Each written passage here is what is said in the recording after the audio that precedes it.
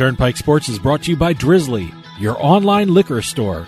Available in over 95 cities across North America, Drizzly offers a huge selection and competitive pricing with a side of personalized content. Now there's no need to leave the house. Get alcohol delivered in less than an hour by Drizzly. Head on over to drizzly.com and order today. And now get $5 off your first order of $20 or more when using promo code DRINK19 at checkout. Shop beer, wine, and liquor with drizzly.com.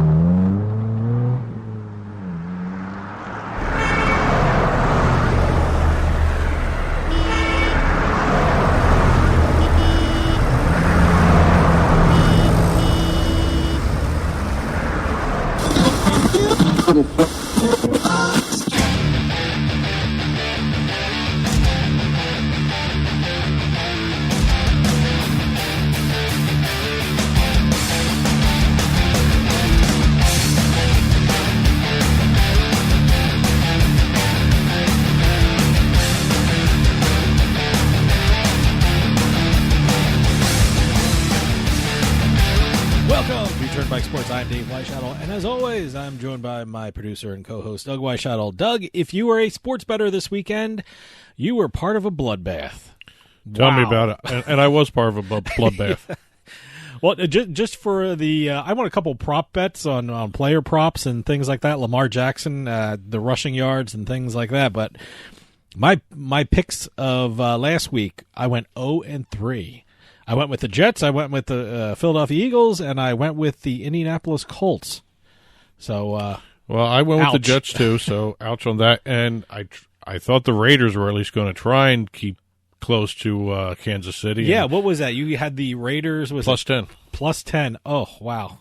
Yeah, that wasn't even. I was watching that game, and you know it was getting bad when they switch over to the next game. They switch over to the Chargers-Broncos game, and the Chargers blew it too again.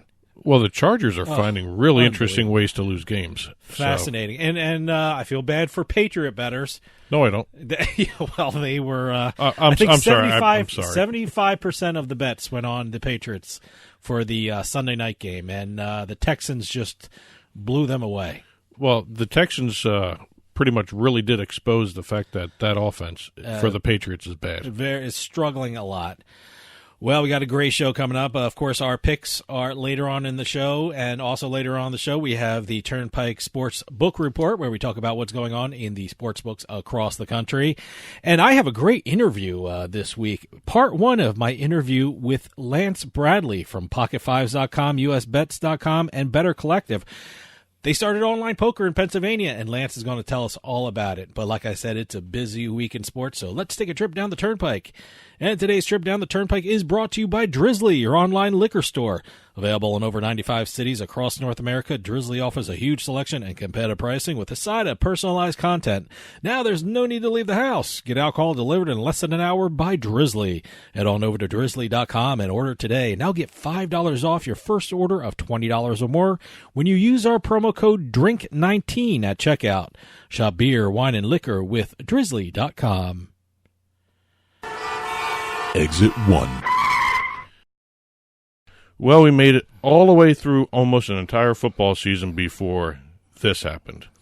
If this is what I think you're referring to, I'm surprised it took this long for a story like this to break. I'm surprised it hasn't happened more often this year, especially with the casino deals the NFL's doing and some of the sports betting deals that are going on. Well, of course, what are we talking about? But here, let me set the stage. The Arizona Cardinals, Josh Shaw, has been suspended through the 2020 NFL season. He's on IR this season. He's going to be suspended for the 2020 season for betting on NFL games. Okay. Well, and in his defense, he's appealing. He's appealing right now. Okay. He's going to be filing an appeal this week. Okay. He had 3 days from when the suspension was announced, which was at the beginning of the week. All right. And he's doing an appeal now. What happened was he went to Caesars in Las Vegas. He filled out a betting account form, that everyone does when you go to a Las Vegas sports book. Okay. He filed it with his name. He listed as his occupation professional football player. Okay. Yeah, there not a lot of bright things going on here, but he put professional football player as his occupation on the betting account slips. After he placed his bets, he did a parlay bet in which one of the bets in the parlay was against his own team. See, that's interesting because and they were second half bets. Out they were second half bets. Okay, well, rumors were coming out that he placed the bet, but it had anything to do with the Arizona Cardinals. But now it came to light. I guess he had a parlay where one of those bets was against his own team. It was a 3-team parlay. All right, all second half bets, all right. And it was the Tampa Bay Buccaneers plus 1 or minus 1, or they were favored by 1 for the second half against the Cardinals. Mm-hmm. They didn't win that, so he lost his parlay anyway. But and what's interesting to me is the fact that he was betting on second half of games for a parlay. Kind of tells me he's been doing this for a while, because not a lot of novice bettors know that you can do a second half bet.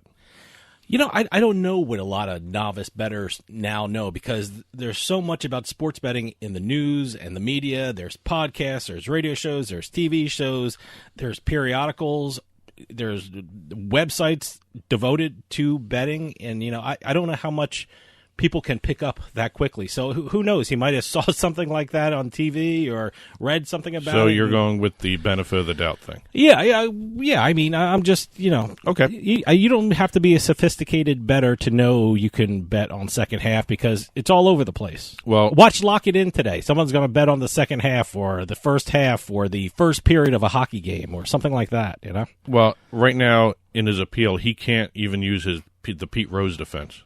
Because remember, Pete Rose was caught for gambling on baseball, but his defense was, I never bet against my own team. Sure.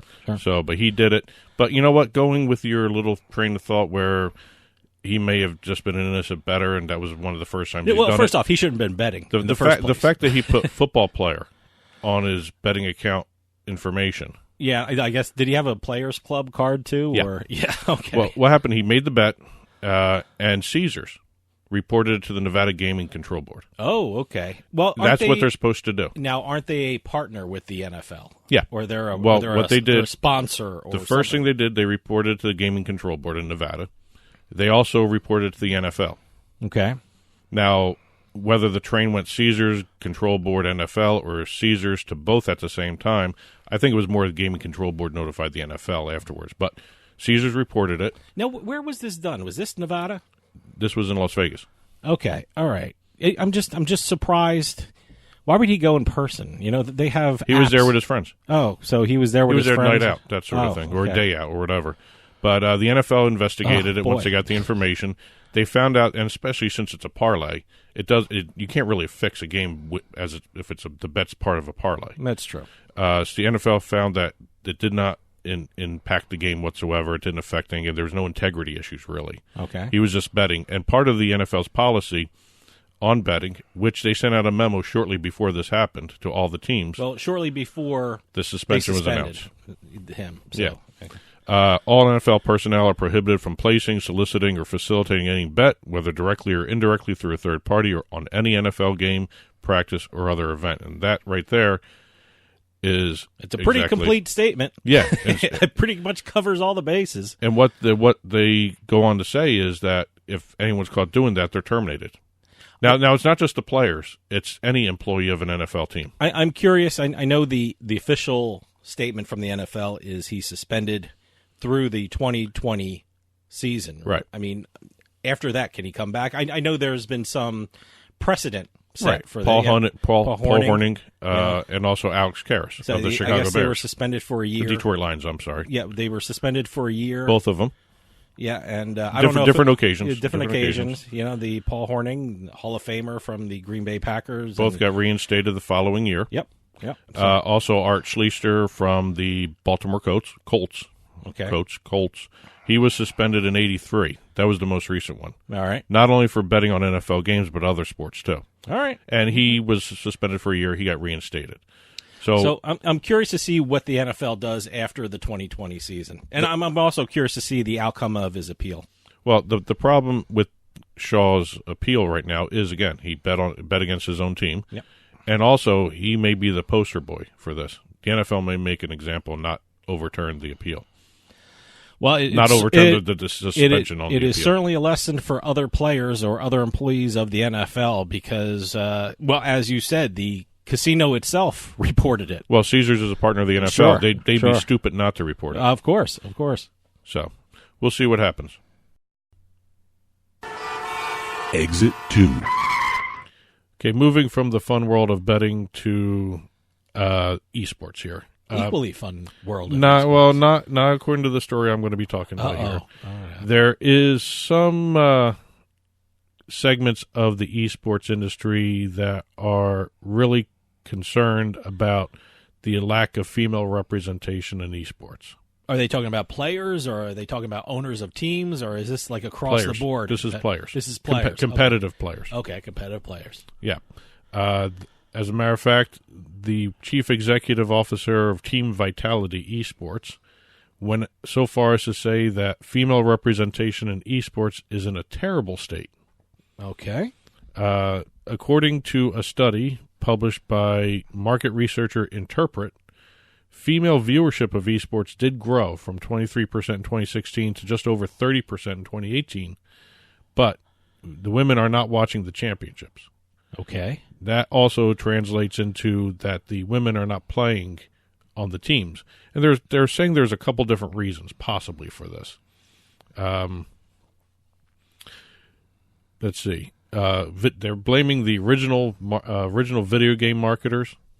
Mm-hmm. They're marketing it more toward boys, and so it's just the way the culture is.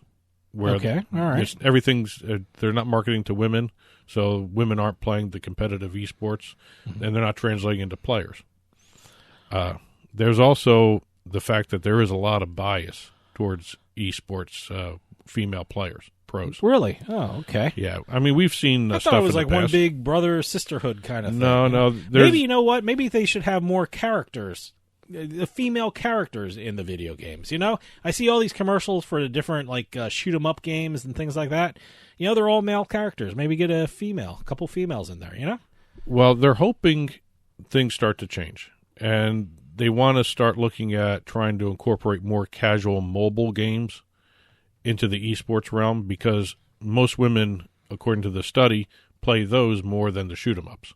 What does casual mean? What does that mean? You know, like Candy Crush and all those other. Okay, all right. Yeah. Is that considered esports? I guess it would. Everything be. is. Everything's okay. All right. I mean, if you could put I a never team think around of that as an esport kind of game. Well, also you know? anything that's like an adventure game, World of Warcraft, that sort of thing. There's a lot more women playing that than the shoot 'em ups. I got a like great Call idea. of Duty. I got a great idea. Everyone can take it. It'll increase female viewership, and it'll get people paid. You know, the female U.S. soccer team should have a esports league. You know, have the character there. Have a character with a purple hair in there so that kids can play. That's a great idea, isn't it? I'm going to shut your mic off now. Why? No, I'm kidding. You know, it's a good idea. I know. Hey, you get females involved in the sport. Well, soccer's not the problem. I know, but they're doing a lot of esports with the actual, like basketball themed esports, soccer themed esports. You know, you would think you would have more women playing them because there's more women playing basketball and soccer. Well, let's see what happens with the soccer, because remember the soccer, the FIFA league or whatever the hell that is over there, the actual physical teams, not the esports teams. Yeah. They're launching that cartoon. That's going to be about the Manchester United Academy, and it's going to have both men and women characters. Oh, good for them. So, see, well, maybe that'll help. You know, that kind of stuff. They do want to push more outreach. You know, you joked about the film for the NFL betting. Yeah, okay. Well, they might be starting to look at doing something like that for esports, but right now they're more concerned about trying to figure out a way to get more competitive female esports players into the market.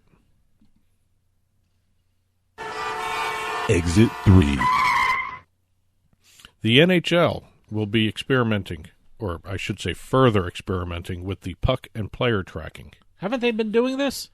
I thought they've been doing They're going to this. be doing this at the 2020 Honda NHL All-Star Game in St. Louis, and they're hoping that the system will be up and running and ready for the Stanley Cup playoffs.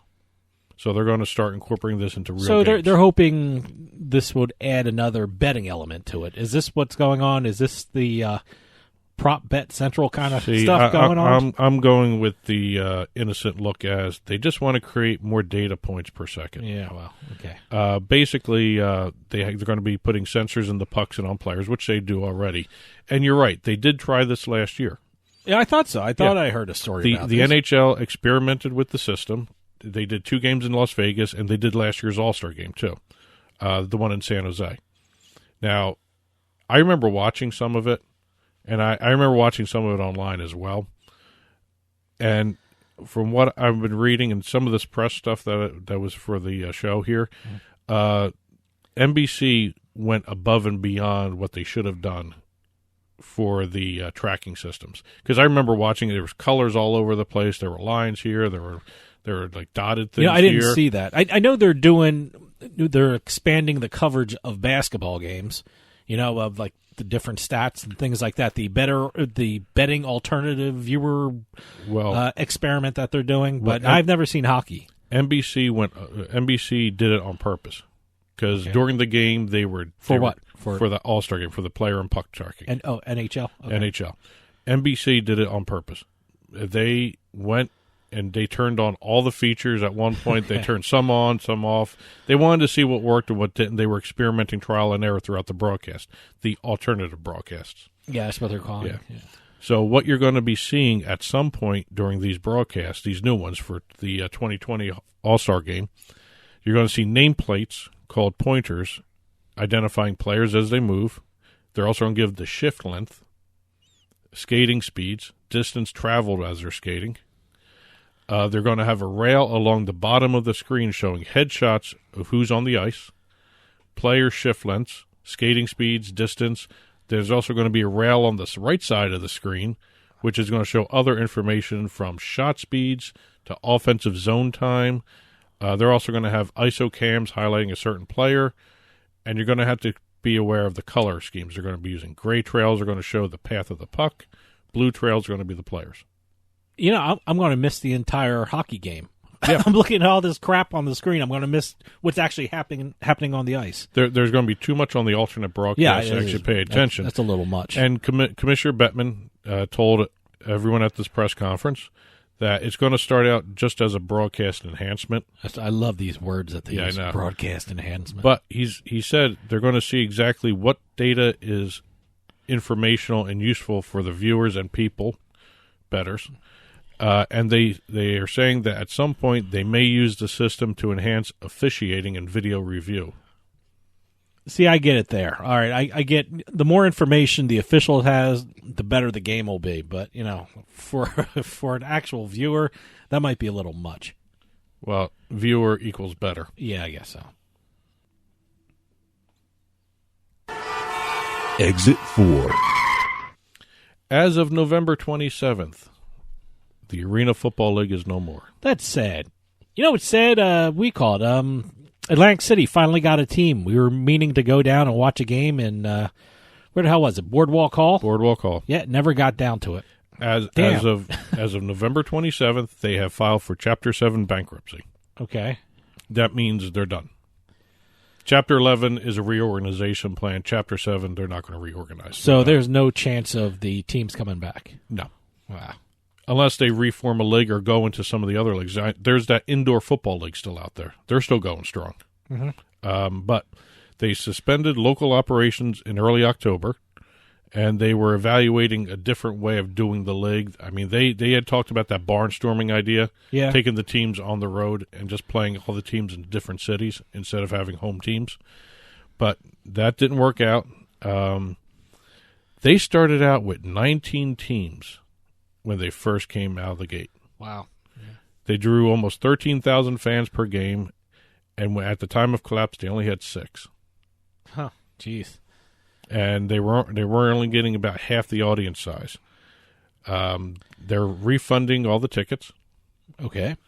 They're also supposedly going to be paying everybody that was part of the teams to a certain extent. I don't know how much they're going to be able to pay because they're actually still dealing with that lawsuit that was filed against them a while back for workers' comp. Okay. Right now, 3 of the teams were owned by one owner, Jaworski's company. He's part of all that. The Seoul, Albany Empire, Atlantic City were all owned by the same owner. Yeah, it was Jaworski's group. Yeah. Yeah. And there were two others, the Washington Valor and Baltimore Brigade, both owned by Ted Leonsis. Huh, okay. So 5 of the 6 teams were owned by 2 people. Well. The only other team that wasn't owned by those 2, the Columbus Destroyers. Oh, all right. And the Blackjacks, the Atlantic City Blackjacks, and the Columbus Destroyers only played 1 season before this happened. Yeah, I know. That's why I'm kicking myself for not going down to Boardwalk Hall to check out a game. Well, you might be able to still get some apparel.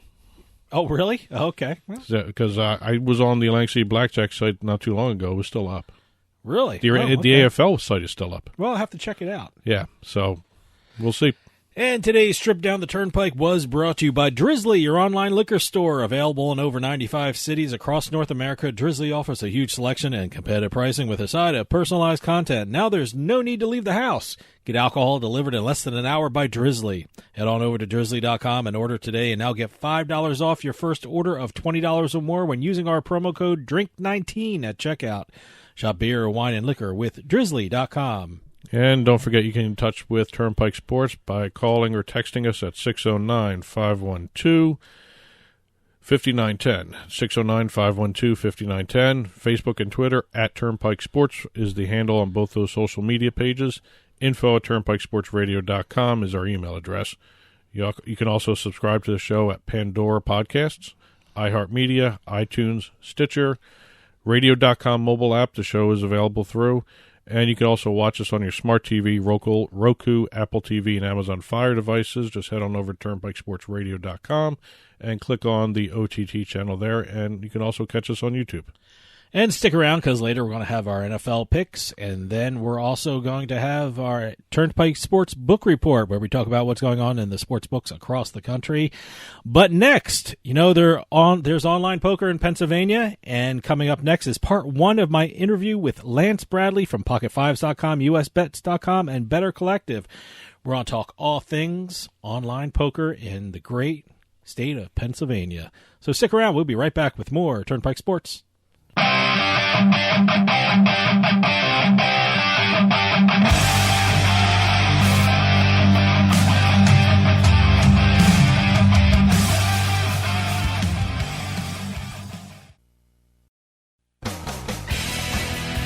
Hey, this is Dave Weishuttle from Turnpike Sports with this week's Bet Flash.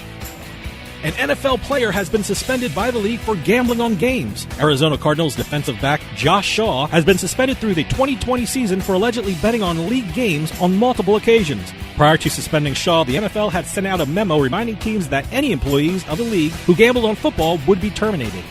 RSC Ventures, which is a company owned by Miami Dolphins owner Stephen Ross, has invested in the sports gambling company The Action Network. According to the Action Network, RSE Ventures invested $17.5 million into the digital media network. And finally, according to the Oregon Lottery, the sports betting app called Scoreboard has taken in over $13 million of bets since its launch in mid-October. One lucky player turned their $5 bet into a win of over $81,000. The bet was a 15-game parlay involving EuroLeague women and Euro Cup women's basketball games. Very interesting bet. From the seaside to the desert, from the betting lines to the sites online, Turnpike Sports has got you covered. And be sure to follow us on Twitter at Turnpike Sports.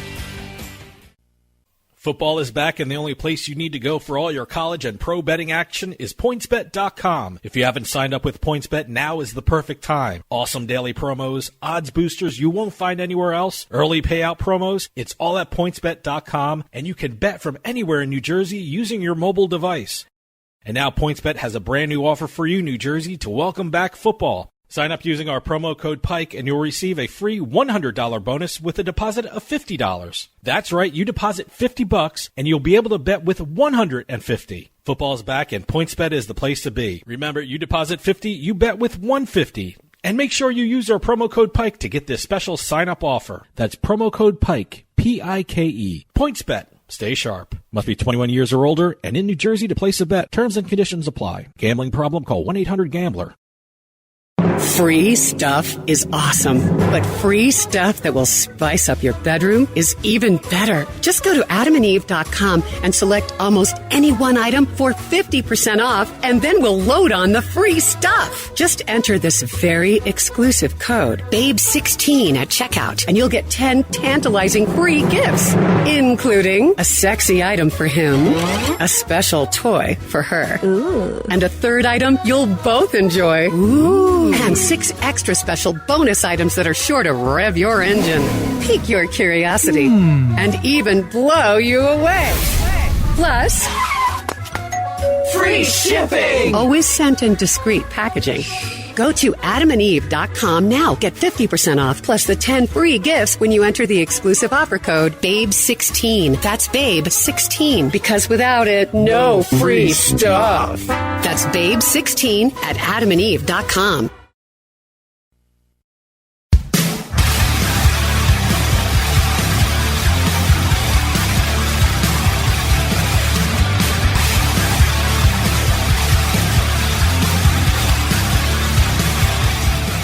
Welcome back to Turnpike Sports. Well, it's finally happened. It's been a long time coming, but Pennsylvania has gone live with online poker. What's it mean for the Keystone State, and what's it mean for the future of online poker? We'll talk all about that with our next guest. You've read his books, you've read his articles, and heard his great podcast on pocket5s.com. Of course, I'm talking about Lance Bradley, who's appearing courtesy of Better Collective and USBets.com. Lance, thanks for coming on. Hey, thanks for having me. Appreciate the chance to come on and chat about this a little bit. Oh, absolutely. You know, as I said in the beginning, online poker, it's been a long time coming for a lot of people. In your opinion, what took the state so long to go live with online poker? Well, that's the answer there is probably a perfect storm of a bunch of things. It was basically 2 years from the time legislation passed until the first hand of online poker was played in the state. There was sports betting before that in the state. There was casino before that. And part of that is that those are bigger revenue generators. Those are where they want to put their focus because they're going to make more money from running an online sports book and running an online casino than they will from online poker. If this was 5 years ago, we could talk about online poker being the driving force behind getting regulation in states. And now it's sports betting, and poker gets to come on for the ride. That's what happened here is the operators, they're just so focused on casino and sports right now that poker is taking a back seat a little bit. But Poker Stars seems to be a little bit ahead of the curve a little bit, and they got everything in order, and we're the first to launch, and probably will be the only site available through the end of this year. Well, you mentioned two other big things happening in the gambling world. And when it comes to gambling in Pennsylvania, everyone pointed to the fees and the tax rate of the Commonwealth as a big deterrent. However, it didn't seem like it was a real big deterrent for the sports books or the online casinos. Do you think online poker entities will follow suit and go live with their online poker platforms regardless of the cost to do business in Pennsylvania? Yeah, I think that once you get the first two verticals sorted out, poker just becomes a simple add-on, and it's you've got to find ways to drive as much revenue through those verticals as you can, and they know that poker is a good way to get people introduced to your sports betting product and to your casino product, and likewise, we know that sports bettors cross over into playing online poker pretty well. So the sites want to have those three things up and running, and probably a fourth with some DFS if they can make it work in a sustainable way. But yeah, I think we're going to see the bigger operators come on board with online poker soon. They just want to get all their ducks in a row, you know. So right now, I think you mentioned it. Right now, who is operating in the state when it comes to online poker in Pennsylvania? So the only site that's operational right now is PokerStars PA, which is through their partnership with the Mount Airy Casino Resort. Yeah, I got to tell you, this must be huge for PokerStars. I mean, they've had a rocky past with online poker in the U.S. I mean, they're legal in New Jersey and they're legal in Pennsylvania. But right now, what is their status in Nevada? Tricky question. They definitely want to be in Nevada because it gives them another state to add on. There is liquidity sharing between New Jersey and Nevada. There isn't yet with Pennsylvania. But they definitely want to be in Nevada. It's a matter of going through some red tape, and I think from what we're seeing through some other operators trying to get their license up and running in that state, it's a little heavier there than maybe any other state. And I think that they've got some partnerships. I know they've got a somewhat of a deal with Eldorado Gaming, which might come into play in terms of getting them a Nevada license, but there is some red tape to get through. They're no longer, they were part of they were held out for 5 years as part of their they're doing business after UIGA pass basically cost them a 5-year penalty box. They're out of that penalty box now. They've got to figure out if they want to launch. The problem with Nevada is that it's not a big state population-wise, and there's, Sure. when you look at the raw numbers from just Nevada residents, it's not fantastic. The real win, though, comes once you can start merging player pools and getting some liquidity building and time zone overlapping a little bit. So I think that's the win there for them.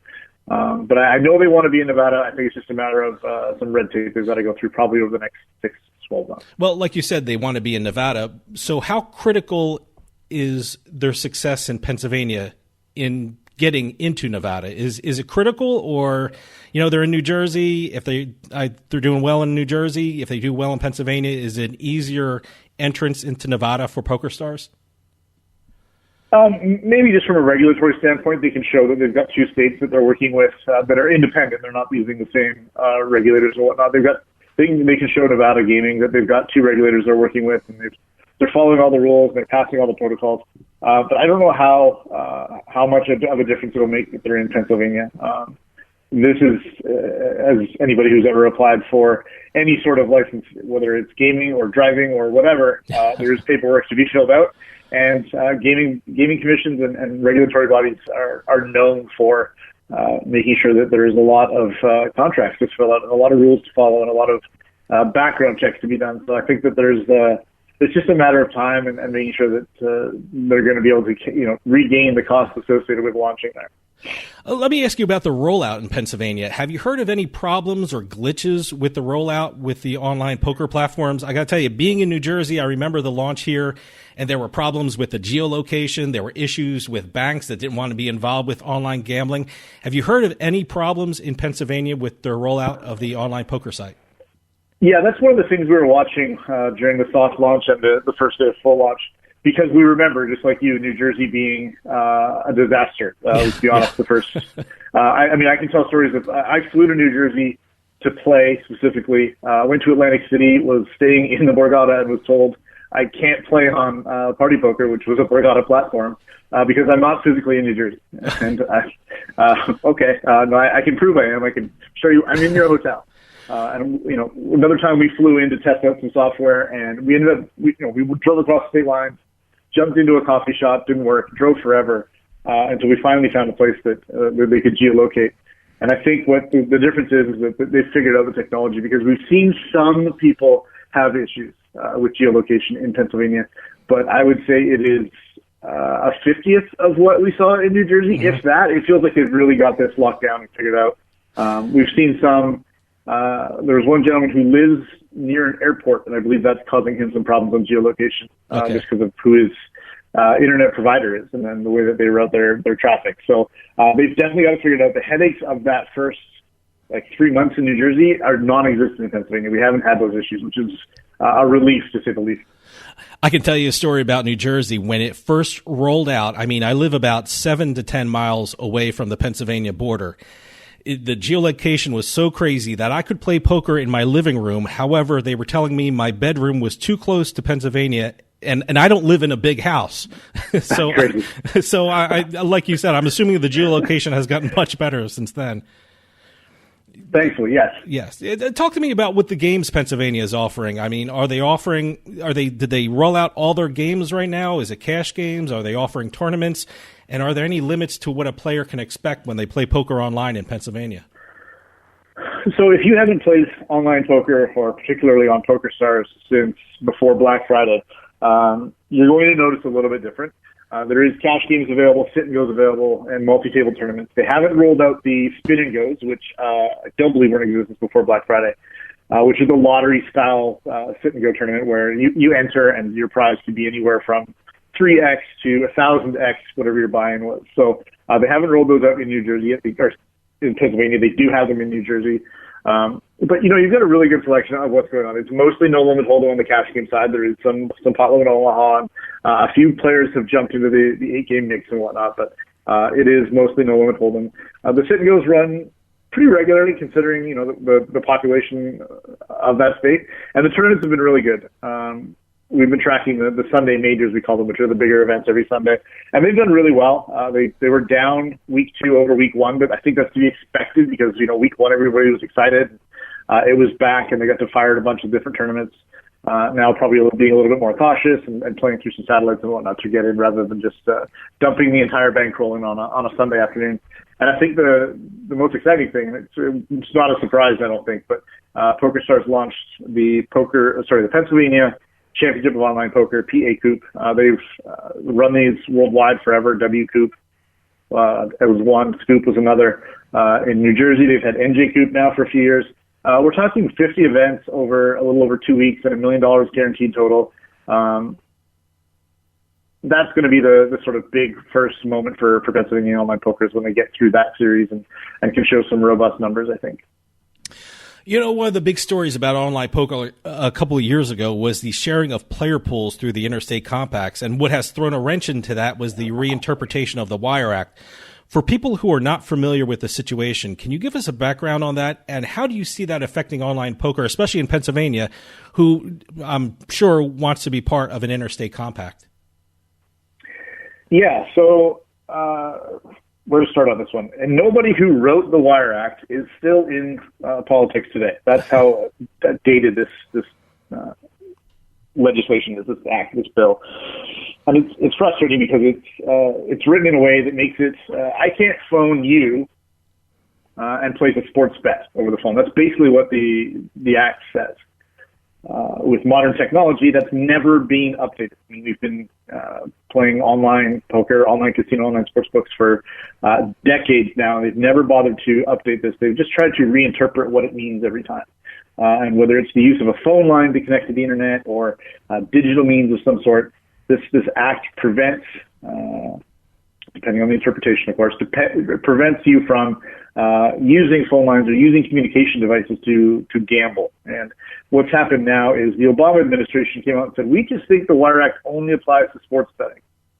So if you're running a casino through a regulatory body in the United States or online poker, you are more than welcome to do so. And that spurred on New Jersey, Nevada, and Delaware to share player pools and to allow the operators in each state that are on the same platform to have players play against each other. So rather than just New Jersey players playing against New Jersey and Nevada and Delaware are all part of the same group for cash games or for tournaments. Pennsylvania isn't on board yet, and the reason why is because the new administration has decided that the Wire Act applies to any form of gambling, and interstate communication is a big part of that. It's a problem. And so it's part of the reason why we only had, you asked why there hasn't been a lot of online poker operators in Pennsylvania so far. And this new interpretation is part of the problem. The administration has been sued over this interpretation, and the case is now in court. It's been delayed again until December 20th for the next phase to find out where exactly we're at with it. Everybody I've talked to, and again, these are people who stand to prosper should the right ruling come out, believe that the courts are going to rule in the favor of the gaming regulators, that this Wire Act doesn't apply to online poker. And I think that's a big win for us, because then you're going to see PokerStars PA and PokerStars New Jersey potentially get together and merge. What needs to happen there? It's not up to the operator. The regulators in each state need to come together and agree on revenue sharing and how it all works, the nuts and bolts of sharing players across state lines. I think that happens relatively quickly. Then you need the regulators to get on board with the politicians and make sure that the right document is signed that says it's okay for Pennsylvania, New Jersey, Nevada, Delaware to all play on the same platform and to share some prizes. What that means is that the cash game selection gets better. The sit and goes run more often, and the guaranteed tournaments, multi-table tournaments, are much, much bigger. And that was part one of my interview with Lance Bradley. Next week, we'll have part two, all about online poker in Pennsylvania. Stick around. We'll be right back with more Turnpike Sports.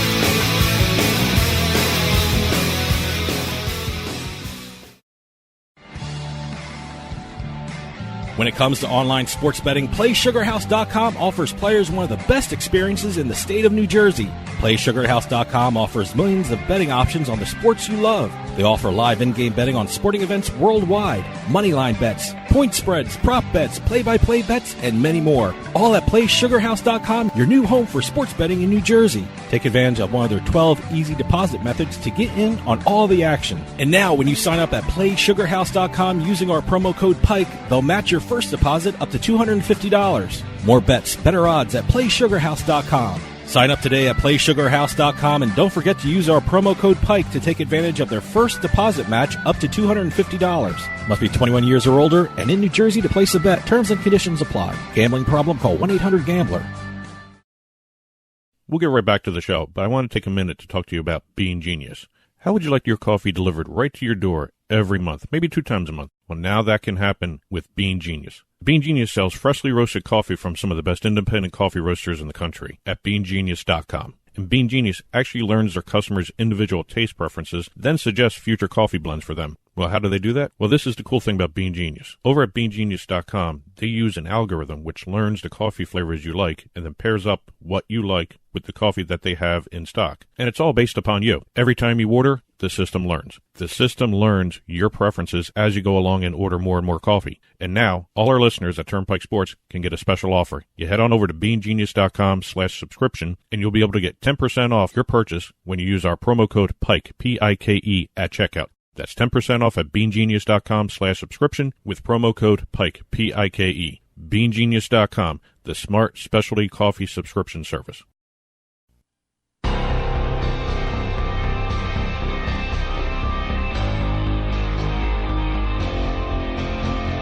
The Turnpike Sports Book Report.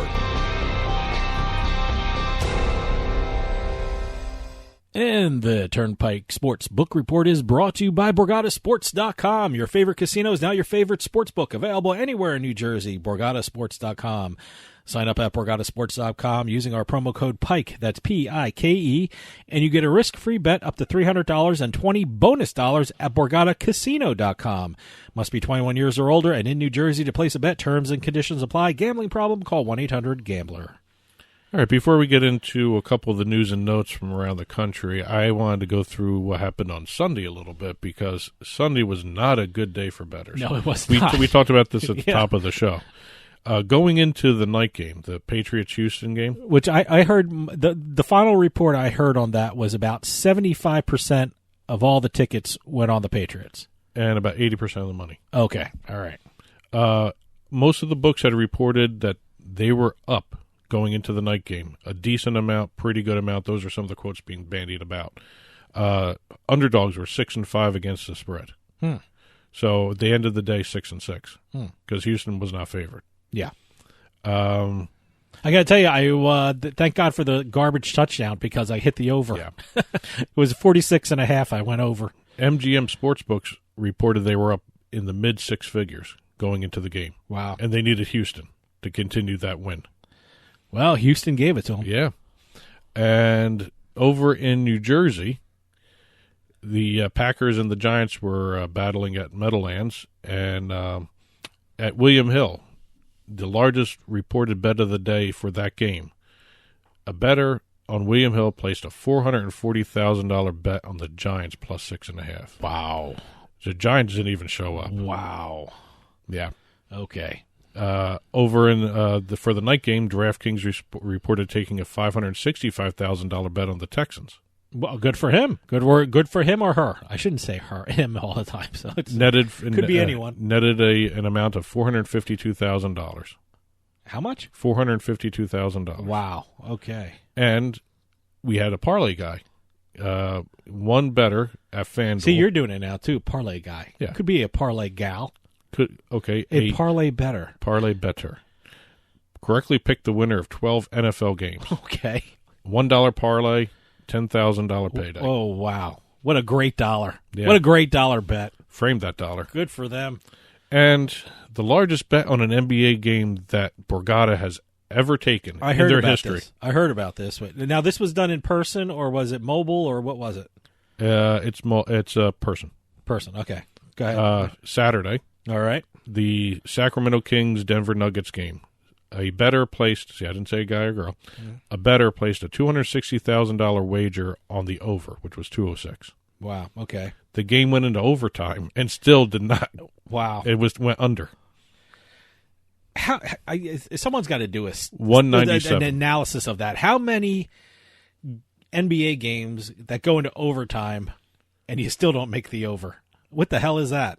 Well, you got to remember. That's got to be the rarest of all losses. Denver does have a good defense, but I can't see an overtime game not doing the over. So that guy lost. The guy $260,000. See, I did it now. The bettor who the generic guy. Yeah, use it that way. The bettor who placed how much in Borgata? $260,000. He lost. Yeah, he went. Okay. He went the over. Wow. The total of the game was 197, including the overtime. Oh, wow. So obviously no 3-pointers were taken. I guess not. No one went to the foul line to make 3-point plays. You know, whenever you have an over for an NBA game and it goes into overtime, and you usually feel pretty secure about it. But unfortunately, this bettor, I think that has to be the rarest of losses when you go with an over. I have to admit, whenever it's overtime and you still don't make the over. For me, more often than not, when I bet on a basketball game, NBA, or even a college, I usually do the over. Oh, yeah. It's natural to want the over. Well, the over has been hitting more than the under. You know what? Obviously not. Obviously not for that one bettor at Borgata. It's like an I before E after C. If it goes into overtime, then you lose. I don't know.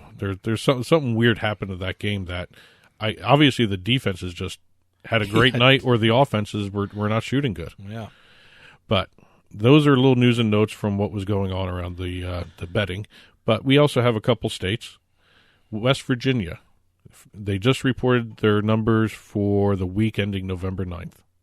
Now, remember, West Virginia is weekly, right? Right. Okay. This is the first time in history of sports betting in that state that the online handle was more than the retail handle. Okay. All right. If you remember, we talked about this last time on the show. For the week of November 2nd. Or the week ending November 2nd. I don't know how it worked there, but the week ending November 2nd, sportsbooks brought in $800 million in wagers. That's revenue. Okay. The week ending November 9th, they brought in $8.3 million in handle. So they've actually started growing. Okay. I'd be interested to see, as winter comes and bad weather, if you're going to see a trend like that, especially in West Virginia, because, the weather's, it's in the east and it's, the weather is bad there too. I mean, if you're going to see more, like as the winter goes on, you're going to see more mobile betting. Well, the split in West Virginia for that week, 4.1 retail, 4.2 online platforms. Yeah. So it's not like New Jersey where it's 85% online, 15%. This is almost even. This one's over 100%. Yeah. And Oregon, their online app, the Oregon Lottery's app, Scoreboard. Yeah. All that testing and procedures and everything else. And I remember talking to you about this last week as well. Yeah, October 16th, I think it opened. They had expected, they had a 3-month goal of 25,000 users. Okay. In the first month, they hit 75,000 users. Great. Yeah. So, to date, they have had $13.1 million in wagers placed through the Oregon Scoreboard app. Yeah, and I think, I don't know if you have this, but there was a story that came out that someone had a $5 bet and just won a huge amount. Do you have that? Or on the bettor? Okay. Correctly picked 15 EuroLeague women and Eurocup women basketball league games. Good for them. What an expert this bettor must be. I don't know if that's an expert. Wow. Or, I don't even know. So 15 of them. 15 games. All right. 15 games he won. Then they bet $5. $5 bet on a 15-game parlay. Okay. $15,000. No, I'm sorry. No. I'm sorry. I'm $81,000. I'm looking at my notes. I've gotten them confused there. 81,900 and something dollars off of a $5 15-game parlay. Right. Unbelievable. And this is where the 15,000 I was reading. The biggest bet made on the app was 15,000. Oh, okay. On a Spurs-Lakers game. Well, I hope they won. They lost. Oh, they did? Well, good for the sports book. Yeah. And Oregon, like I said, they brought in $13 million in wagers. They paid out $12.1 million. So $1 million hold Okay. for the app. And last but not least, for this week's book report, PointsBet has officially gone live and online in Iowa. Wow, congratulations to Iowa and PointsBet. You got to remember, PointsBet has the physical sportsbook there. Sure. They have it in the Catfish Bend Casino in Burlington, Iowa. So they now have a retail and an online sportsbook in Iowa. And the Q Casino in Dubuque also received permission to go online with a sportsbook. Okay. So there's 2 online sportsbooks. And last but not least, the Gaming Council there, we had Brian Orlico on the show talking about Iowa. They approved a sports betting license for Casino Queen Marquette. Now, the only reason I'm mentioning I don't this, even know what that is. What is? That sounds like a riverboat. it's a retail. Is it? It's a retail. It's a brick and mortar casino. Oh, okay. Anytime I hear like something Queen thing, sounds like a riverboat. But you got to remember, this is interesting. Not only because do they not have a sports betting partner yet, this license means that all 19 of the state licensed casinos can now offer sports betting. That's incredible. That's Every incredible. single state. The great thing licensed about ones. Iowa is they're all spread out around the state, so that's really good. I mean, Yeah, there's no centralized location. You're not too far. If you live in Iowa, you're not too far away from a casino, so that's great. Yep. So all 19. I don't think there's any other state that. I guess Atlantic City has. New Jersey has all their casinos licensed for sports books, right?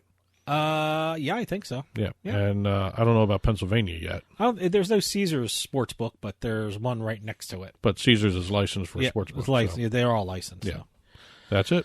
All right, the Turnpike Sports Book Report was brought to you by BorgataSports.com. Your favorite casino is now your favorite sports book, available anywhere in New Jersey. BorgataSports.com. Sign up at BorgataSports.com using our promo code PIKE, that's P-I-K-E, and you get a risk-free bet up to $300 and $20 bonus at BorgataCasino.com. Must be 21 years or older and in New Jersey to place a bet. Terms and conditions apply. Gambling problem, call 1-800-GAMBLER. Stick around because we're going to have our all-important picks coming up because we've got to make up some ground from the craziness of last weekend. I wouldn't call them all important because if they're important to me. Yeah. So stick around. We'll be right back with more Turnpike Sports.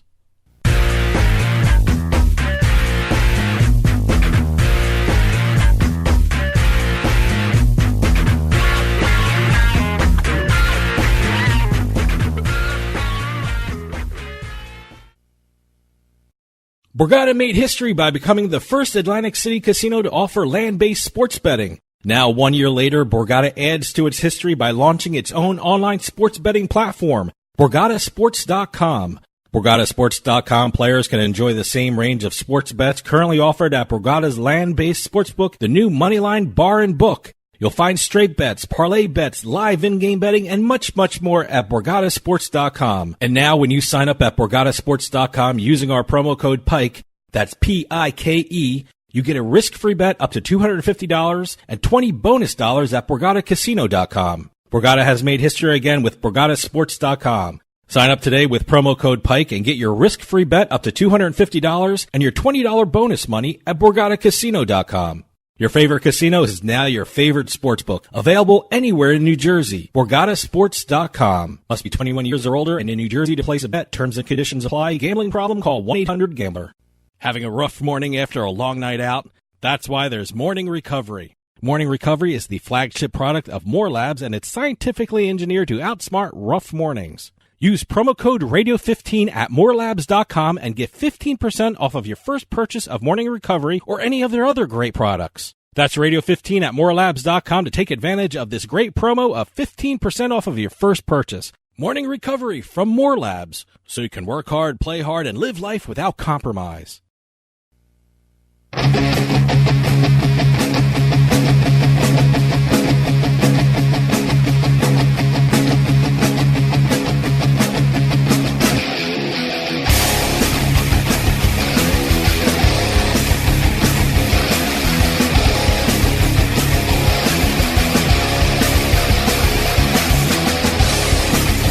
And this portion of Turnpike Sports is brought to you by PointsBet.com. PointsBet has one of the best sign-up offers in New Jersey. Go to PointsBet.com and use our promo code PIKE.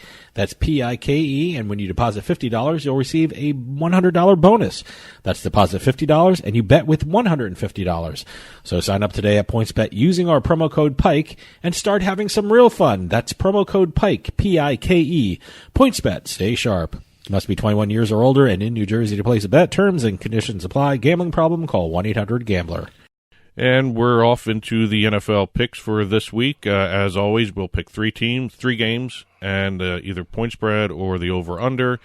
We'll pick three each, and we'll be going to put them on the Turnpike Sports Radio blog. Just head on over to turnpikesportsradio.com, click on the blog button.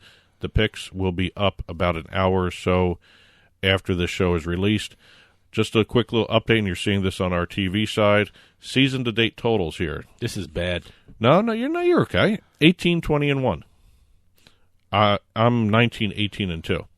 I just happened to have one win last week. You lost all three games. I went 1 and 2. I went 0 and 3, so there's no possible way I can do worse this week. No, so you can only go up. So there you go. All right, well, why don't you start up, and we'll start the picks. My first game is Denver Broncos versus the Houston Texans. The Texans are favored by 9.5 points with an over-under of 41.5. I love what I saw from Houston last week playing the New England Patriots, and I think they have an amazing home record of 5-1. And Deshaun Watson looked unbeatable. He went 18 for 25 and 234 yards with 3 touchdowns against a very good Patriot defense. And the Broncos are just awful with regard to their offense. I think they're ranked 30th in the NFL, and I don't think they have the horses to keep up with the Texan offense. So I'm taking Houston and laying the points. Okay, my first game. The Tennessee Titans favored by 2.5 at the Oakland Raiders. There's an over-under of 47.5. Titans are on a roll. I'm riding the Titan train. Oh, there you go. I've bet on the Titans for the last 2-3 weeks here, and they've always won. Whether it was an over-under bet or whether it was a point spread. They actually come in. Tannehill is their permanent quarterback. It'd be crazy to go with Mariota anymore. What's interesting to me is they are coming into this game with the second highest scoring offense in the NFL. Wow. And I have to admit, Tannehill left Miami and Adam Gase, and now he looks like a totally different quarterback. So, Jets, I hope you're listening to this and take a look at this Gase situation that we've got for there. But as far as I know, he's staying the next year, so good luck there. Oakland seems to be going in a completely different direction now. Yeah, they've been losing. They've been losing badly. They lost to the Jets. They got killed by Kansas City. So I am going with the Titans and laying the points 2.5. All right, my next game is the Carolina Panthers versus the Atlanta Falcons. The Atlanta Falcons are favored by 2.5 points with an over-under of 48. Carolina Panthers just seem like they're falling apart, especially considering they fired their head coach Ron Rivera this week.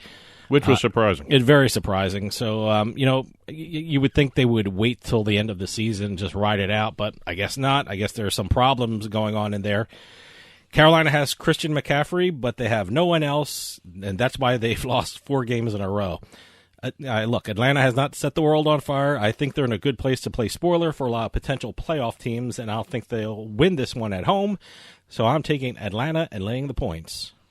Okay, my next game is the Detroit Lions at the Minnesota Vikings. The Vikings are favored by 14, and there's an over-under of 42.5. I'll tell you, I watched that's a lot. I watched Detroit on Thanksgiving with David Blau. Mm-hmm. And he actually performed very well back there. He didn't look like the third-string backup. He looked like either the backup or even a competent starter on some other teams. But, the problem with Detroit's all year has been their defense, not their offense. Their offense can score points no matter who they're playing against. And it's something I think the Vikings are going to be exploiting this coming week. You got Thielen there looking at a big game probably. It's a 1 o'clock game. So no worries on what's his name there. Was it Kirk Cousins? Yeah, Kirk Cousins. Yeah. Apparently he does much better on 1 o'clock games than 4 or 8 o'clock or Monday night. It must be a Monday night. thing. I don't think he's won a game. I think he's 0-8. 0-8 now. But I went with Minnesota last week. I went with Stupid. Seattle. Stupid. But again, you said at the beginning of this, the spread is way too big, but I think it's going to be an entertaining game. I think there's going to be a lot of scoring, so I'm going with the over 42.5. Oh, that's good. Yeah. My next game is, I just talked about them, Seattle Seahawks, who are favored by 2.5, traveling to the Los Angeles Rams with an over-under of 46.5. Yeah, like I said, after watching Seattle on Monday night, I can't bet against them. I mean, granted, the Rams offense looked very good last week. However, they were playing a very bad Arizona defense. And up until last week, the Rams offense has been extremely unimpressive. I don't know what's wrong with Goff. He just doesn't look like the same quarterback as last year. I think this one's going to be a very high-scoring game, so you might want to take a look at the over in this one as well. But I think Russell Wilson and the Seattle offense will come out ahead in the end. I'm taking Seattle. All right, I went with this game too. All right. The over/under was interesting to me, the 46.5, because earlier this year in a primetime game, Thursday night, these two teams played against each other, and Seattle won 30-29, 59 points scored. Yep. Rams missed a last-minute field goal, which I think you're going to be seeing another high-scoring game here. Yep. I'm going with the over 46.5. Yeah, I might take Seattle and the over in this game. So recap. So to recap, I'm taking Houston, Atlanta, and Seattle. And I'm going with the Titans train of incredible offense, the over 42.5 in the Detroit-Minnesota game, and the over 46.5 of the Seattle and the Rams game. Well, that'll do it for us.